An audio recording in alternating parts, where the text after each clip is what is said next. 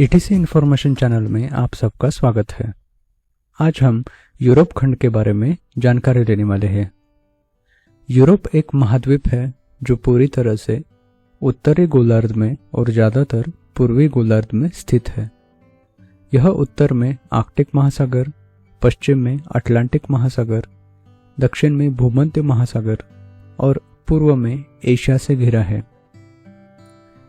Europe आमतौर पर Ural पर्वत, यूराल नदी, कैस्पियन सागर, ग्रेटर काकेशस, काला सागर और तुर्किश स्ट्रेट्स के जलमार्ग द्वारा एशिया से अलग माना जाता है। यूरोप में लगभग 10.18 मिलियन किलोमीटर स्क्वायर यानी पृथ्वी की सतह का 2% शामिल है, जो इसे दूसरा सबसे छोटा महाद्वीप बनाता है। राजनीतिक रूप से यूरोप को लगभग 50 राज्यों में विभाजित किया गया है, जिनमें रूस सबसे बड़ा और सबसे अधिक आबादी वाला है, जो महाद्वीप के 39% हिस्से में फैला हुआ है और इसकी आबादी का 15% हिस्सा है। 2021 में यूरोप की कुल जनसंख्या लगभग 745 मिलियन थी, जो कि विश्व की जनसंख्या के लगभग 10% मानी जाती है। यूरोप महाद्वीप में विशाल आल्प्स से टस्कनी की रोलिंग पहाड़ियों तक विविध प्रकार के लैंडस्केप देखे जाते हैं। यूरोप एक समृद्ध इतिहास और संस्कृति का भी घर है, जो प्राचीन यूनानियों और रोमनों के समय से है।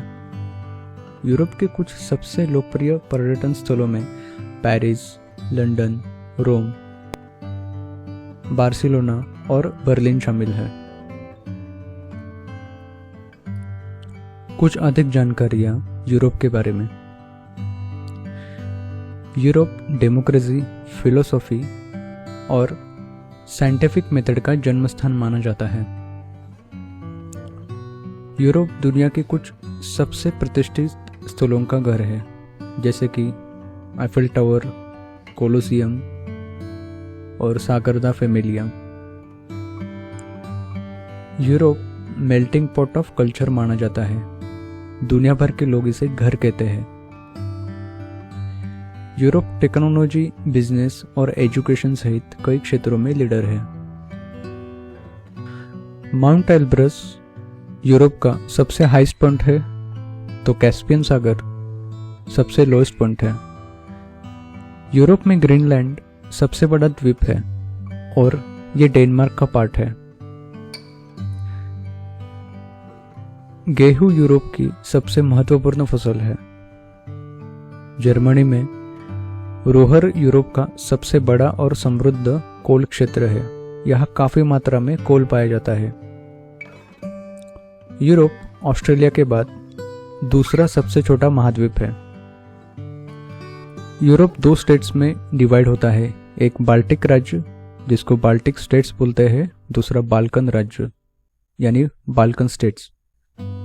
बाल्टिक राज्य और बाल्कन राज्य यूरोप में एक लंबे और समृद्ध इतिहास वाले 2 क्षेत्र हैं।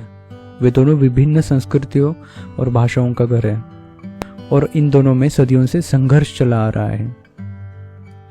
बाल्कन राज्य 9 देशों का एक समूह है, अर्थात अल्बानिया, बोस्निया और Herzegovina, Bulgaria, Croatia, Kosovo, Montenegro, उत्तर मैसेडोनिया, रोमानिया, सर्बिया, स्लोवेनिया इत्यादि देश इसमें आते हैं। आज बाल्कन राज्य अधिक शांतिपूर्ण और समृद्ध भविष्य बनाने के लिए काम कर रहा है।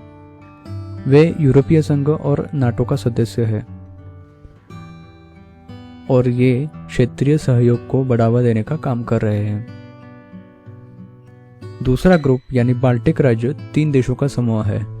इसमें एस्टोनिया, लातविया और लिथुआनिया आता है। वे सभी पूर्व सोवियत यूनियन के पार्ट थे, जिन्होंने 1990 के दशक की शुरुआत में स्वतंत्रता प्राप्त की थी। बाल्टिक देश जंगलों, समुद्र तटों और झीलों सहित अपनी खूबसूरत प्राकृतिक दृश्यों के लिए जाने जाते हैं। वे एक समृद्ध इतिहास और संस्कृति का भी घर है। नॉर्वे, स्वीडन और डेनमार्क को सामूहिक रूप से स्कैंडिनेविया देश कहा जाता है। डेनमार्क की राजधानी कोपेनहेगन को की टू बाल्टिक के रूप में जाना जाता है। फिनलैंड को जंगलों और झीलों की भूमि के रूप में जाना जाता है। तो बात करते हैं मिनरल्स की, तो यूरोप में लोहा, तांबा, कोयला, पेट्रोलियम जैसे कई खनिजे पाए जाते हैं। यूनाइटेड किंगडम, ग्रेट ब्रिटेन और उत्तरी आयरलैंड के संयोजन से दिया गया नाम है। ग्रेट ब्रिटेन में इंग्लैंड, स्कॉटलैंड और वेल्स शामिल है।